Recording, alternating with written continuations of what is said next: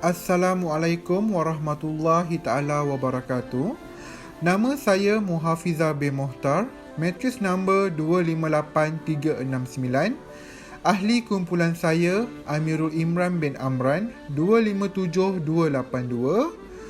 Daing Abdullah bin Daing Abdul Rahim 258400 dan Muhammad Faizuddin bin Muhammad Nur 257418. Kami akan membentangkan tugasan untuk mata pelajaran pengurusan strategi di dalam organisasi. Apakah yang dimaksudkan dengan pengurusan strategik? Pengurusan strategi adalah merupakan satu proses di mana organisasi mengenal pasti dan melaksanakan strategi supaya hala tuju dan matlamat organisasi dapat dicapai dengan baik dan secara tidak langsung pengurusan sesebuah organisasi dapat berjalan dengan lancar. Kepentingan pengurusan strategi di dalam organisasi dapat mengenal pasti kekuatan dan kelemahan organisasi dengan lebih jelas supaya perancangan awal dapat dilaksanakan dengan lebih cepat. 2. Kepentingan organisasi juga bertujuan untuk menyekat ancaman dari pesaing lain atau pesaing luar.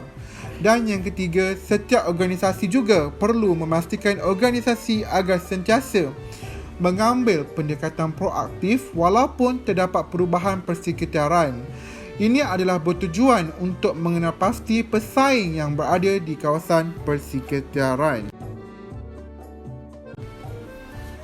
Kumpulan kami telah memilih organisasi Jabatan Kebajikan Masyarakat atau lebih dikenali dengan JKM. Kami memilih organisasi ini adalah kerana ada terdapat beberapa kelemahan yang berlaku sewaktu bencana, terutama pada waktu banjir. Latar belakang organisasi. Jabatan Kebajikan Masyarakat telah ditubuhkan pada bulan April 1946. Di dalam jangka masa 72 tahun, JKM telah mengalami evolusi dalam memenuhi peneranannya di dalam pembangunan negara. Bermula dengan penlibatan menangani pelbagai masalah yang timbul akibat Perang Dunia Kedua, peranan dan fungsi jabatan ini telah berkembang kepada perkhidmatan, pencegahan dan pemulihan dalam isu-isu sosial serta pembangunan masyarakat. Sebagai salah satu agensi kerajaan yang memainkan peranan penting dalam pembangunan sosial, ia telah ditempatkan di bawah beberapa kementerian. Pada awalnya, pada tahun 1946 sehingga 1951, JKM diletakkan di bawah Jabatan Kebajikan Masyarakat Melaya. Bermula pada 2004 sehingga kini, JKM telah diletakkan di bawah Kementerian Pembangunan Wanita, Keluarga dan Masyarakat. Kod Etika Pekerja Jabatan Kebajikan Masyarakat. Piawaian yang diamalkan oleh pekerja yang kompeten, berdisiplin tinggi, bertanggungjawab dan komited terhadap tugas untuk menjamin perkhidmatan, kebajikan dan pembangunan masyarakat yang berkesan dan berkualiti. Visi Jabatan Kebajikan Masyarakat. Peneraju utama kebajikan dalam pembangunan dan kesejahteraan masyarakat. Misi pula ialah memperkasa masyarakat yang memerlukan ke arah kesejahteraan sosial. Dan moto JKM ialah berkat berjasa. Saya Amirul Imran bin Amran, nombor matrik 257282. Kini saya akan menerangkan tentang objektif JKM. Meningkatkan kompetensi, prestasi, produktiviti dan daya inovasi pekerja sektor kebajikan. Meningkatkan keupayaan dan memberi nafas baru kepada organisasi. Meningkatkan kecekapan dan kebersanan penyampaian perkhidmatan dalam kebajikan. Memperhalus jaringan kerja dan kolaborasi strategik dalam dan luar negara dan membudayakan semangat patriotisme, nilai-nilai murni dan integriti.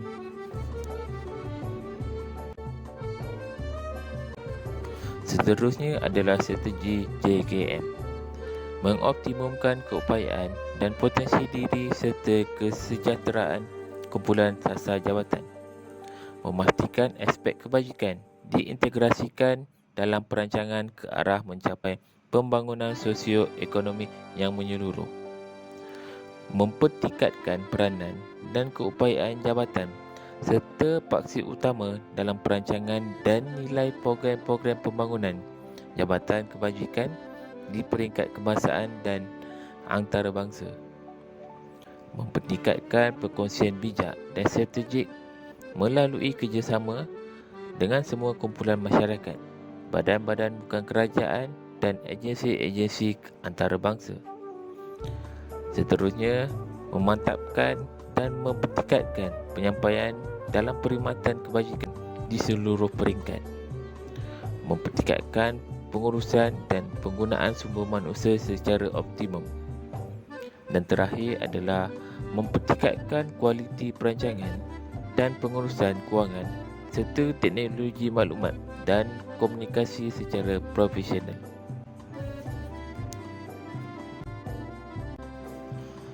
Isu yang dibincangkan oleh kumpulan kami ialah berkaitan dengan masalah banjir.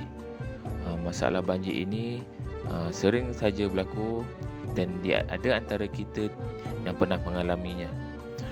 Justru itu, bagi mangsa banjir, mereka tidak menerima bantuan yang sepatutnya oleh pihak JKM berkaitan masalah dari segi kebajikan mangsa banjir.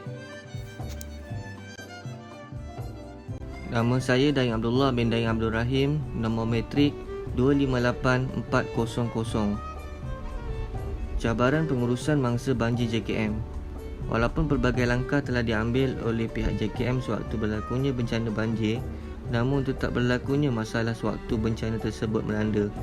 Berikut adalah masalah atau cabaran yang paling ketara yang dihadapi oleh pihak JKM semasa menguruskan mangsa banjir terlalu banyak, namun paling ketara dan sering menjadi perbualan di kalangan mangsa semasa berlakunya dan sering dipandang serong adalah berkenaan dengan isu pengagihan bantuan, makanan dan fasiliti lain kepada mangsa banjir yang tidak sampai kepada mangsa, kekurangan kaki tangan, bantuan yang diberikan lambat diserahkan kepada mangsa banjir, kaki tangan tidak jujur sewaktu menjalankan tugas, logistik, info yang diberikan tidak diterima dengan tepat, tiada pegawai yang bertugas.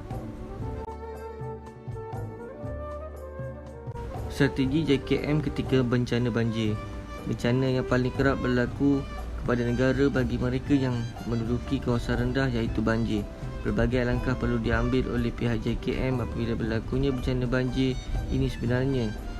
Ianya adalah bertujuan untuk memastikan mereka iaitu mangsa banjir yang terjejas dengan bencana ini mendapat keselesaan dan bantuan pihak berwajib yang sewajarnya kerana pada waktu dan saat ini mereka sangat memerlukan sokongan mental dan moral yang diperlukan bagi mereka yang terjejas.